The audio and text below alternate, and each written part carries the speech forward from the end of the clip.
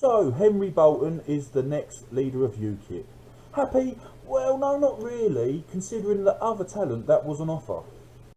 I'm going to start by thanking my team, if you'll forgive me. They have worked harder than I have. I'm just the raw material they produce. See, I believe Anne-Marie Waters, John Rhys-Evans and David Curtin are all fine candidates. Oh, we're avoiding the common denominator in these attacks. Of course terrorism comes from all different areas, but we can talk about Islamic terrorism in its own right, and there's nothing wrong with that, and we should be able to. Thomas and Mayer's again, Islamic? all week, I'm not talking about, I said they're separate things. You said the things. common denominator. I'm talking about these apparent random attacks, like the one we saw in London last week, that we're putting down to a random criminal. How many random criminals of the same faith are we going to have before we look at the elephant in the room? And it's been in the media all week. We will never know what can possibly have driven him. And the only thing not a possibility is religious belief.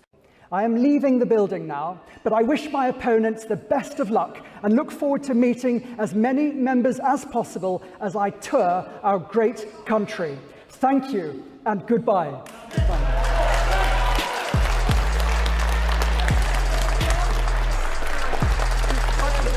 I'm going to start by talking about universities.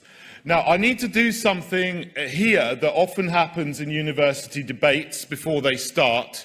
I'm going to give you a trigger warning. And if you are easily offended by things that 99% of the population think are normal or funny, you need to leave the room and go to a safe space. And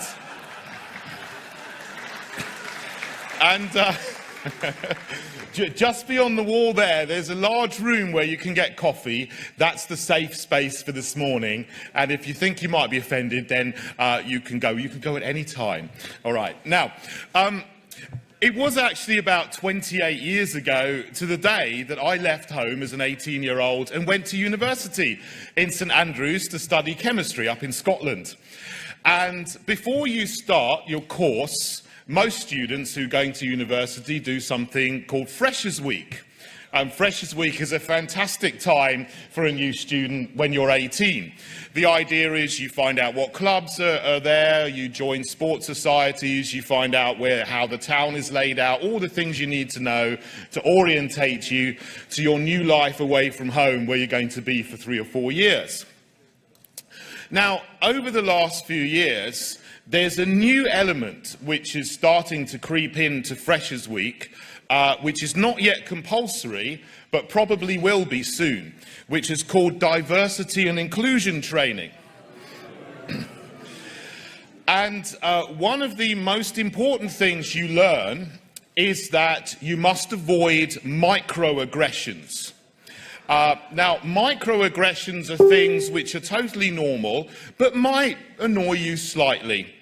But in the new era of snowflakes, microaggressions are the worst possible thing that can happen to anybody, because they might make you feel a little bit uncomfortable.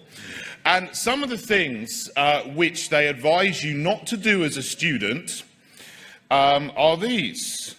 Eating foreign food, if you're not foreign.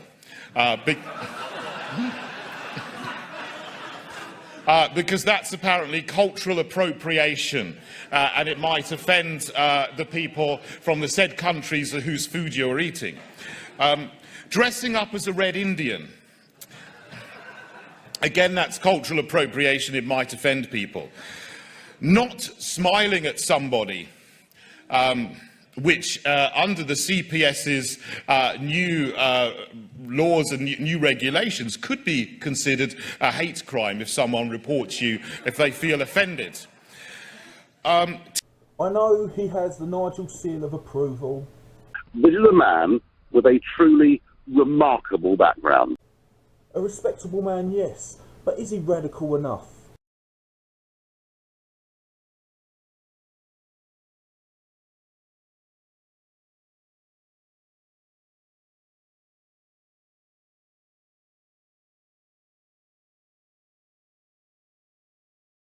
And with him running for the Liberal Democrats and working for the European Union, can he really be trusted, or is he just another establishment appeasing yes man? Well, I suppose only time will tell, and we must give him chance to prove himself as leader.